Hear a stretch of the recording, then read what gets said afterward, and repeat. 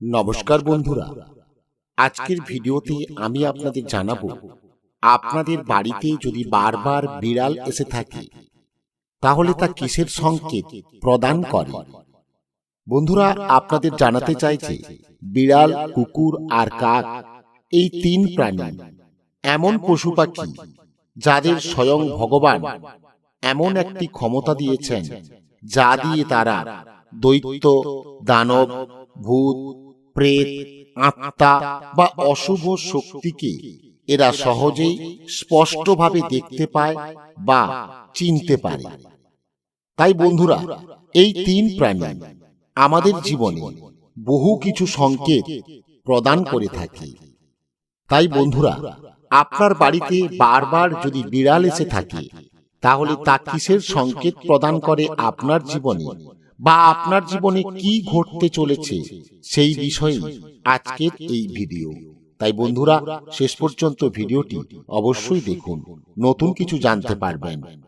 প্রথমেই বলবো, যদি আপনার বাড়ি থেকে বিড়াল কোনো কিছু জিনিস চুরি করে নিয়ে যায়, তা যে কোনো বস্তু হোক না কেন, তাহলে বুঝে নিন আপনার জীবন আনন্দে চলবে।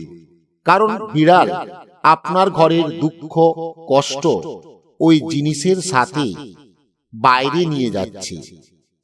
কিন্তু যদি বিড়াল বারবার চুরি করে নিয়ে যায় তাহলে তা কিন্তু বাস্তুদোষের লক্ষণ হিসাবে দেখা হয়।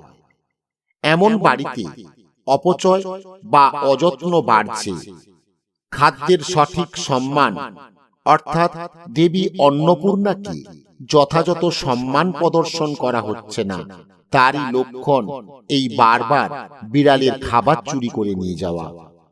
দ্বিতীয় বলবো, যদি আপনার ঘরে বিড়াল এসে কাঁদতে থাকে তাহলে তা খুবই খারাপ ও দুঃখের সংকেত আপনার জন্য। কারণ এটা এই সংকেত প্রদান করে যে বাড়িতে খারাপ কিছু বা অশুভ কিছু ঘটতে চলেছে। কারণ বিড়াল আপনার ঘরে এমন কিছু দেখতে পাচ্ছে বা দেখছে যা আপনার জন্য ক্ষতিকারক। তা ভূত, প্রেত, আত্মা, অশুভ শক্তি বা অন্য কিছু হতে পারে যা আপনার জীবনে ক্ষতি ডেকে নিয়ে আসতে পারে।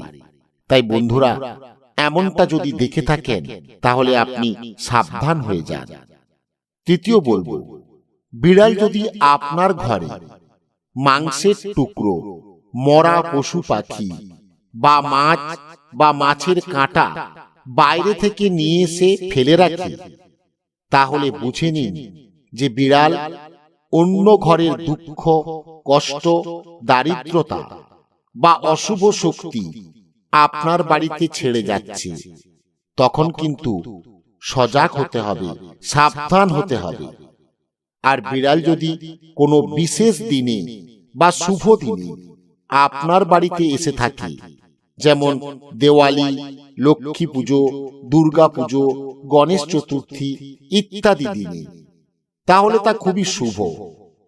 এমন পবিত্র দিনে সকাল সকাল যদি আপনার বাড়িতে বিড়াল দেখা যায় তাহলে এটা মানা হয় যে মাতা লক্ষ্মী আপনার বাড়িতে আসছে বা দেবীর কৃপা আপনি খুব তাড়াতাড়ি পেতে চলেছেন। এটা সেই সংকেতই প্রদান করে। বন্ধুরা, এই ধরনের সংকেত আমরা বিড়ালের মাধ্যমে পেয়ে থাকি।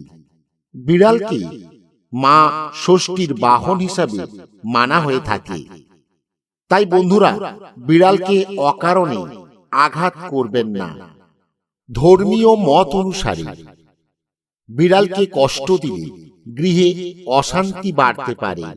তাই বিড়াল যদি আপনার বাড়িতে বারবার আসে তাকে শান্তভাবে দূরে সরিয়ে দেওয়াই ভালো। বন্ধুরা, এই ছিল আজকের ভিডিও। ভিডিওটি যদি আপনার ভালো লেগে থাকে তাহলে অবশ্যই লাইক দিন, কমেন্ট করুন আর শেয়ার করতে ভুলবেন না। নমস্কার, ধন্যবাদ।